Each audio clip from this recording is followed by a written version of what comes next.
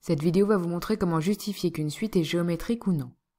Une suite géométrique peut être reconnue grâce à sa relation de récurrence, un plus 1 égale q fois un, ou par son terme général, un égale u0 fois q puissance n. Découvrons maintenant la méthode à travers deux exemples. Dans le premier, nous considérons la suite définie sur n par un égale n au cube plus 5n plus 6. La première chose à faire est d'émettre une conjecture sur la suite en observant les premiers termes de cette suite. On utilise donc la calculatrice.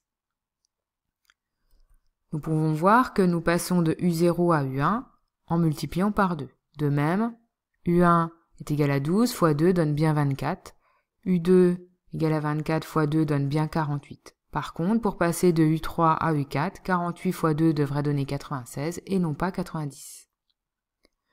On va donc justifier que la suite n'est pas géométrique en donnant un contre-exemple. Nous venons de voir que u1 sur u0 est égal à 12 sur 6 soit 2, tandis que u4 sur u3 est égal à 90 sur 48 soit 1,875. Comme 2 n'est pas égal à 1,875, on en conclut que la suite un n'est pas géométrique. Voyons maintenant le deuxième exemple. Nous considérons cette fois-ci la suite définie sur n par un égale 2 fois 5 puissance n plus 1. Le terme général ressemble à u0 fois q puissance n. Il est donc envisageable que cette suite soit bien géométrique.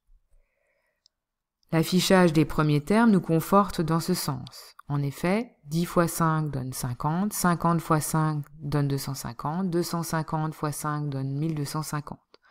Il semble donc que la raison de la suite soit bien égale à 5. Il reste maintenant à le prouver. Les suites géométriques ont un terme général mettant en jeu une puissance. Il est donc utile d'être à l'aise avec les formules. Lorsqu'on a un produit de deux puissances, on ajoute les exposants. Quand on a un quotient, on les soustrait. Et quand on a une puissance de puissance, les deux exposants sont multipliés. Revenons maintenant à l'étude de notre suite. La première possibilité pour justifier est d'utiliser la formule du terme général u0 fois q puissance n. On va donc transformer l'écriture de un pour obtenir une formule de ce type. Un est égal à 2 fois 5 puissance n plus 1. La formule du produit des puissances nous permet d'écrire que c'est 2 fois 5 puissance 1 fois 5 puissance n. 2 fois 5 puissance 1 est égal à 2 fois 5, soit 10 fois 5 puissance n. On en conclut que un est bien de la forme u0 fois q puissance n. U0 est donc la constante multipliée, soit ici 10, et la raison est le nombre élevé à la puissance n, soit ici 5. On en conclut donc que cette suite est bien géométrique, que son premier terme est 10 et que sa raison est 5. La deuxième possibilité est d'utiliser la relation de récurrence, un plus 1 égale q fois un. On va donc exprimer un plus 1 en fonction de un. Pour exprimer un plus 1, on remplace n par n plus 1 dans la formule de un. On obtient 2 fois 5 puissance n plus 1 plus 1. Le but maintenant est de faire apparaître un, soit 2 fois 5 puissance n plus 1.